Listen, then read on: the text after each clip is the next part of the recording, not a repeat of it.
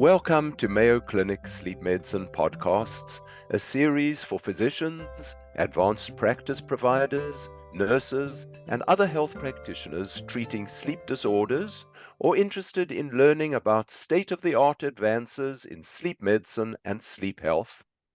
I'm your host, Dr. Michael Silber. And I'm your co-host, Dr. Maitri Juna. We are both consultants at the Center for Sleep Medicine at the Mayo Clinic in Rochester, Minnesota. Traditionally in the United States, high schools have started early in the morning. However, research has clearly shown a physiologic delayed sleep phase pattern in adolescents whose biologic rhythms work in favor of a later bedtime and a later rise time. Advocacy for earlier high school start times has expanded over the last few decades with slowly increasing success. To discuss this important public health problem, my guest today is Dr. Robert Auger, Associate Professor of Psychiatry and a board-certified sleep specialist at Mayo Clinic in Rochester, Minnesota. Rob, thank you for coming on today.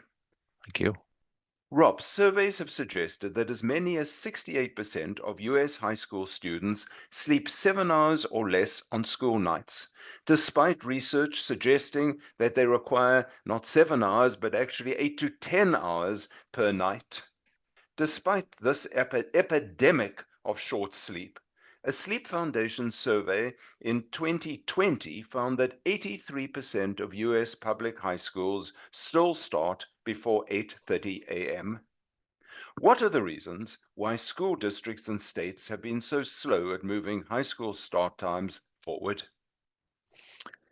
I think there are a few. I think one issue is just, you mentioned that the research is well established about the delay in circadian rhythms that occur with adolescents, but many people really just view it as adolescent laziness. And so there's a lack of education in that regard and a lack of awareness. I think that's one reason. I think that related to that, that there is a lot of political resistance to change. And so when you disturb the rhythm of a community with these schedules, the school board or the superintendent are worried that they might lose their jobs if the community is polarized as a result. So I think that's another reason. Um, After school employers often express concerns that their students won't be available until later time. Coaches or other directors of extracurricular activities express concerns about lack of availability for practice time in the example of sports. And then there are some other factors. Sometimes parents will express concerns that that individual who used to be home to care for the younger sibling is no longer home at a certain time. So really a variety of factors. But I think the biggest one, honestly, is just a lack of awareness of the biological delay. Right. The other factor I've heard and experienced is the finite school bus resources, so Right, that if right. you move adolescent starting time later, you've got to move elementary school starting time earlier, and there've been concerns about first decade kids standing outside in the dark in Yeah, winter waiting for the yeah. school bus. And those are reasonable concerns. And I think, one of you have to involve all stakeholders at an early stage, I think. hmm Well, Minneapolis was one of the earliest school districts to make a change, altering high school start times from as early as 7:15 a.m. to as late as 8:40 a.m. That was it wasn't put in place, but was decided in the 1997-1998 school year and rapidly introduced. I think it was really that Mark Mahowald, who was such a well-known sleep researcher and clinician in Minneapolis, played a large role of that, as I recall. But it's a long time ago, and because it's so long ago, there've been follow-up studies. So there are follow-up studies from Minneapolis and more recently from elsewhere. Can you tell us what they showed? Was this worth all the effort and the disruption? Definitely. So the name to know for all of this educational research is Kyla Wallstrom. She's a University of Minnesota educational researcher, and I think you're right. It probably was Mark Mahawald or maybe Carlos Schenk, but there there was a resolution from the Minnesota Psychiatric Society that was then adopted by the Minnesota Medical Association, and to contact all these school districts and tell them that these early start times were adversely affecting students' health. So actually the first district to respond during the 1995-96 school year was Edina. And it showed, and after they showed favorable outcomes, it then expanded to Minneapolis, which is a much larger and much more diverse school district. And those studies were conducted from, I think, the 97-98 school year for about 4 years, and they showed that much to many what many believers thought would happen, that students were sleeping about an hour longer, that students were less sleepy in class, particularly during the early morning periods. There was less tardiness. There was better academic performance. Parents and students thought that their pupils or their students or their children were better behaved. And one really important thing in a diverse school district like Minneapolis, they showed improved continuous enrollment, i.e. decreased dropout rates, and it was about 8%. And so that same author, after that study, there was a pretty, there's that was covered by the local newspaper in Minneapolis and eventually was received by other major news outlets. And that resulted in more publicity and more pressure on some school leaders and slow trickle into a later start times in some other school districts across the country.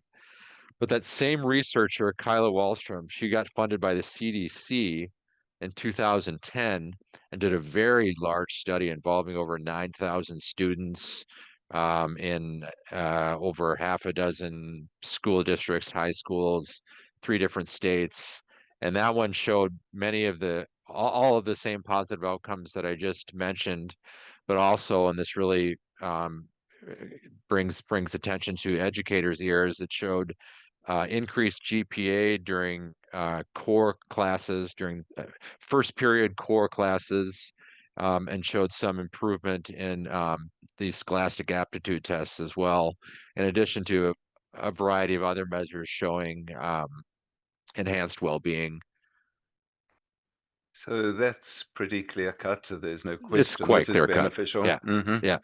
Okay, so then in 2022, California became the first state to mandate high school starting times no earlier than 8 a.m.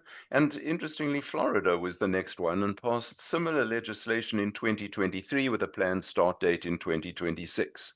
But if we go back to Minneapolis, Edina first, for those who don't know the geography of Minnesota, Edina is a independent town that merges into Minneapolis and St. Paul, the Twin Cities, slightly more affluent than Minneapolis itself. But it took a quarter of a century for this legislation in California to pass following the changes in Minneapolis. Now, in the late 1990s, I participated in a task force that the Rochester, Minnesota Public School District, the home of Mayo Clinic, put together to decide whether, following Minneapolis, we should change school start times. And they put together a very representative task force, parents, school administrators, community representatives, and sleep experts like me. And I remember well the heated discussions, strongly held opinions. People got very upset over this whole thing. And in the end, a majority recommended no change at all. So I was quite unsuccessful. Then you participated in a further district effort, which resulted in approval this time of an earlier start time in June 2023. It took effect in the fall of that year. So I think it's important for our listeners to understand the reasons for your success, because I think more and more across the country, sleep specialists are going to be asked for their opinion to participate in such task forces. So from your experience, how should sleep specialists advocate as you did for successful change?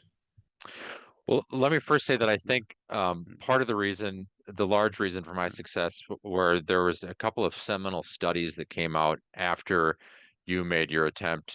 There was something called that's done biannually called the Youth Risk Behavior Survey, and the data from that was published in 2011 and very clearly showed a cutoff with 8 hours of sleep and risky youth behavior, drug use, risky sexual behavior, et cetera. And it was pretty clear that with every hour less than 8 hours that the risk increased. And so that study was published in 2011. There are also two studies that were published right around that time, I think 2008 and 2011, that showed increased motor vehicle accidents among teens in districts that started earlier rather than later, and pretty dramatic increases. And even one study that showed those rates decreasing once the later start time was adopted. So those are very provocative studies. And then in 2014, I think in response to that CDC funded study that I mentioned, the American Academy of Pediatrics put out a statement that essentially said that if you care about the well-being of your children and adolescents, then high school should start no earlier than 8:30 a.m. And that's what California for high schools, they actually can't start any earlier than 8:30 a.m. I'm not sure about Florida. Then after the American Academy of Pediatrics came out with this statement, other medical societies followed suit. So that was a big issue. As far as what I did personally, we had a colleague of ours, Suresh Kotagal, who used to speak at at the local high schools just because he enjoyed doing so. And there was a psychology teacher at one of the high schools who was interested in sleep and invited him to talk. And then when Suresh stopped doing that, I did it for I don't know, five, maybe more years, and it was always about the biology of the circadian delay and teen sleep, and I would mention the benefits of start times. And after doing that for about 3 or 4 years, I got asked by the school board to present the findings at a meeting. I did it 1 year, and nothing really happened at all. I got asked to come back either the next year or the year after that. It was a packed school board room. There was local press, and things just kind of cascaded from there. And ultimately, it was successful. Well, congratulations. I'm sure your excellent preparation and your passion for it played a role in that. But it is perhaps easier now with better It information and a is. little more understanding and more experience with other school districts. But I think this is very important information for other sleep specialists, especially in smaller communities around the country, if they are asked to help with this and try advocate. So thank you for sharing this expertise. Are there any final messages you'd like to leave with our listeners? I think that really just education at the local level with school educators and the school board is the most important thing. The National Sleep Foundation has a very good resources to use if you want to come up with presentations or present data locally. And I think, it's just important to remember that this is just a very key aspect of adolescent health. Well, thank you very much. Thank you. We hope you enjoyed this podcast.